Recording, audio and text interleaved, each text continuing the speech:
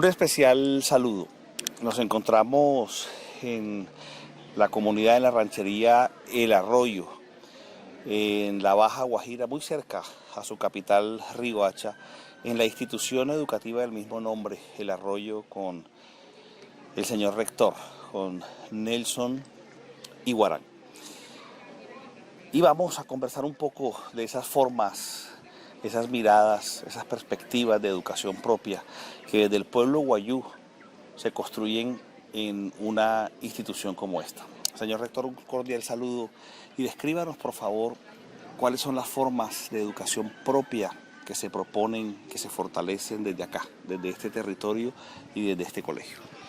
Hamaya hia, tasaka imbala hia, saka tanoiki ka tuayuna ki monaka, talasta huma sokaite hinto yamai, hasha ha indama, saka inda isanainte squat patuayata la calidad, saludo aquí la hapre.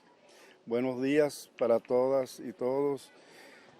Para mí es un gusto tenerlos acá presentes, saludarlos de manera efusiva, atenderlos como debe ser y hablarles un poco de la educación propia, que es lo que nos atañe en esta oportunidad. La educación propia es aquella que se desarrolla a través de un proceso participativo, colectivo, a nivel de familia, y tiene como propósito aprender la cultura fundamentada en la formación de una persona de bien. Esa educación propia se desarrolla en el ámbito familiar, donde niños y niñas y jóvenes aprenden los valores, aprenden las labores, aprenden las normas de cortesía, desarrollan diferentes habilidades como la comunicativa, la social, y en fin, ahí se forma inicialmente ese proceso de educación propia.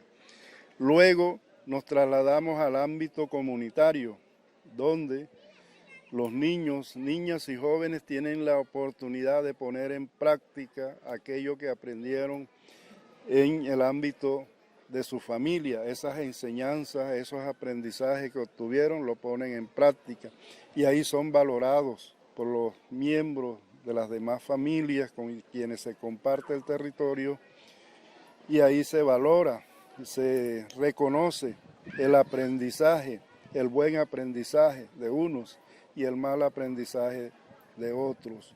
Entonces esa es la educación propia. Para el desarrollo de esta educación propia es importante los procesos productivos, como el pastoreo, como el cultivo, como la pesca artesanal, como la producción de artesanías, de mochilas, chinchorros y todo lo demás, ¿verdad? Entonces, hoy en día nos encontramos que esa educación propia ha llegado hasta el ámbito escolar, cosa que no teníamos antes, pero que el relacionamiento con la cultura mayoritaria nos exige ser partícipes de ese ámbito escolar. Entonces ahí donde nos preguntamos cuál es el papel de la escuela, cuál es el papel del directivo, cuál es el rol del docente. Y ahí hemos podido conceptuar de que ese papel consiste en fortalecer la identidad cultural de los estudiantes, aquellas debilidades con que llegan a la escuela en su proceso de formación en la familia y en la comunidad. La escuela se encarga de fortalecer eso para aportar al fortalecimiento de la identidad cultural. También reconocemos hoy que tenemos una interacción permanente, constante con la sociedad mayoritaria, y eso nos exige también una formación para desarrollar ese proceso de interacción de manera participativa, con reconocimiento, de apoyo mutuo y en fin, en esas condiciones que nos permitan crecer, que nos permitan tener un entendimiento de la otra cultura y así poder interactuar con ellos de una mejor manera. Esta es una institución que tiene aproximadamente 1.200 estudiantes distribuidos en 15 sedes, pero que atiende aproximadamente unas 40 comunidades o rancherías.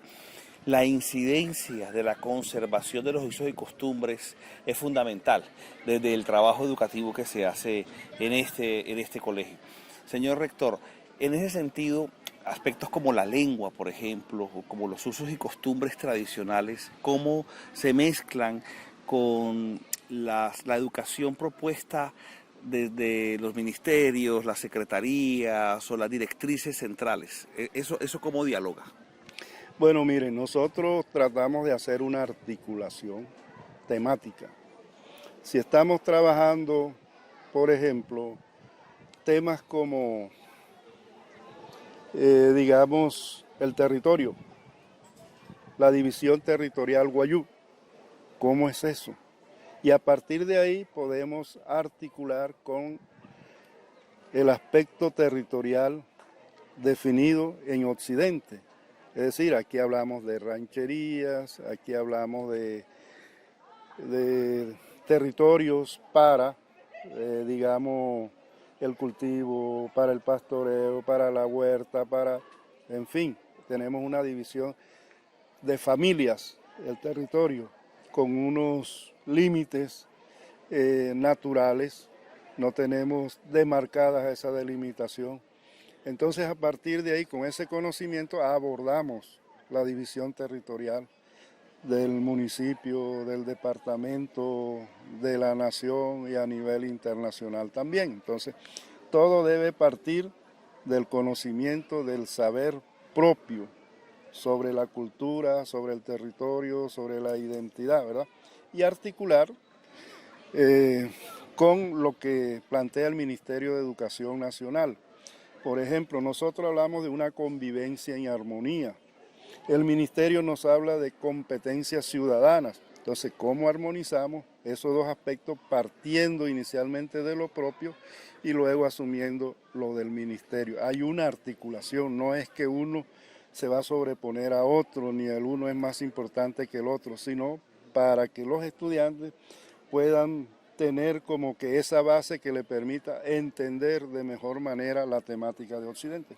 Y ya por último, ¿cómo los profesores con enfoque etnoeducativo se enfrentan a los desafíos de un territorio como el de la Baja Guajira? Hay muchas dificultades, son territorios de difícil acceso, el agua es escasa. ¿Cómo los profesores, qué características deben tener para enfrentarse a estos desafíos, por ejemplo, de comunicación, de internet, de transporte, inclusive de acceso a la escuela, para poder desarrollar con los niños, niñas jóvenes el proceso educativo? Bueno, en esos aspectos podemos decir de que el maestro tiene una formación pedagógica desde Occidente, con la mirada de Occidente, mas no con una mirada de lo propio, de lo indígena, ¿verdad? Entonces hay como que un choque, hay como que el maestro no da para desenvolverse, desempeñarse de la mejor manera. Entonces se inicia con ellos un proceso de formación, de actualización docente sobre la cultura y sobre la lengua. De todas maneras, tenemos en el cuerpo docente docentes wayú y docentes no wayú, pero ahí estamos tratando de articular, ¿verdad?, el saber previo con el saber occidental. Apostamos entonces desde estos ejercicios de la Corporación Comunicación, Territorio y Resistencia y todas las alianzas con las diversas universidades a pensar procesos desde la educación propia, a pensar procesos con enfoque diferencial en lo educativo, a pensar procesos de cooperación nacional e internacional para el beneficio de la gente. Se trata de ejercicios al servicio de los contextos sociales como este, en donde el futuro de Colombia está realmente en la base y en la posibilidad de una educación con alta calidad, una educación con enfoque ancestral, con enfoque de territorio, que de ella mucho puede dar cuenta el pueblo wayú. Muchas gracias.